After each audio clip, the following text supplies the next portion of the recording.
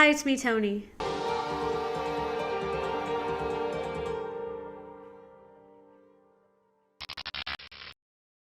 Here's a story from Japan.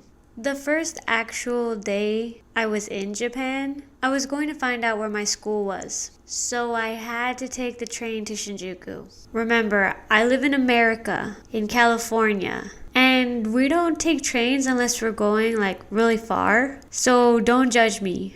But I didn't know how to take a train. I went to what Google told me. I took the stairs down to the station and I looked at the sign. Okay, easy enough. There's only 2 ways you can go. Up and down. But which one do I take? So since I didn't understand the sign, not because it was in Japanese, but because I don't understand trains, I had to ask someone. I brought up my courage and asked a Japanese woman who was also waiting for a train. Because if I didn't ask her, I wouldn't have been able to leave the station.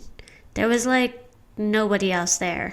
I said, "Sumimasen," and I pointed to my phone. It was on Google Maps. It showed all the info. And I said, "Shinjuku?" She said, Fukutoshin, and showed me on the sign. I pointed to the right side of the station. I was thinking only 2 trains came, and they all go to the same place. They just come at different times and in opposite directions. Apparently that isn't the case. And she had to try to explain that to me after I pointed at the train that showed up right after I pointed at the right side of the station. As I was ready to get on, she pointed out that time matters. The time on the screen in the station that showed the trains that were coming and the time on Google Maps, her train showed up and she still tried to make sure I understood before she left. I said thank you in Japanese multiple times as she got on her train. The time came that my Google Maps time said to get on the train and a train came up. I got on hoping that it was the right one, and it wasn't. She didn't give me enough information. I can't believe. I'm just kidding. It was the right train.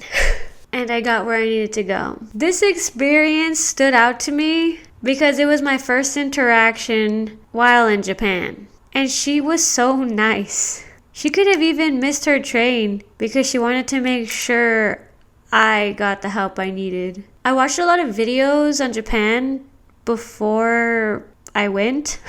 I'm just glad that I learned that Japanese people are very helpful when you ask for help and that it was true.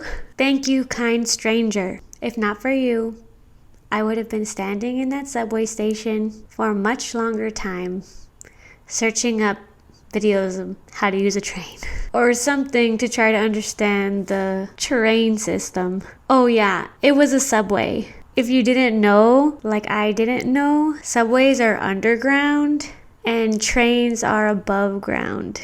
I learned that in Japan too, though I always just said train, and I'll still do that in the future. But anyway, I'm grateful. And if you need help in Japan, just ask. I just wanted to share this experience because it's been months and I still remember it. And now it's on video. I know if you're in New York or somewhere where you always take the subway or something like that, it's going to seem like, are you serious? You don't know? You don't know? But I don't live in one of those cities. I think even San Francisco might have one. But I don't live, and I've never lived anywhere that deals with anything like subways and trains like that. I had a similar problem when I went to the UK, but I had friends there who just knew what they were doing. So maybe this is more of a video of me learning how to use a train, subway, I have about 1 to 7 more stories about Japan that I might sprinkle through my videos. But this is it. This was the conclusion of my Japanese series. If you can't tell, I'm home.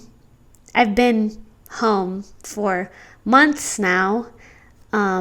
I've just been prolonging this, spreading out my Japanese videos as far as I can, but my space is different. I'll talk about that in another video, but it's just, I don't know if you say anticlimactic or like what the word is. I am ending my Japanese series on a story of the first day I was in Japan.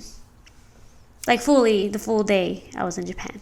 So, as we come to a close, I just want to let you know that I am making one more global work and travel video to finish all that up. And if you want to know any more information about my trip to Japan or anything in general that has to do with that, put it in the comments and I'll respond to you. I do have other videos coming out that will be like Japanese themed, like I not in Japan in this kind of setting, but from Japan. You'll find out when we get there. So I hope you enjoyed all the Japan content. I sure did. And if you ever have a chance to go, you should. I want to go again. I was really thinking about going this month. It's October. And I didn't. But I was thinking about it. This time, not with the program. And just for fun. I'm just rambling now. If you like this video, you can go ahead and do that. If you want to see more videos like this, you can subscribe to my channel, but I'm not going to force you because I'm a Hufflepuff. You can kind of see it. It's right there. That's the flag. And I think that's it. Okay. Bye.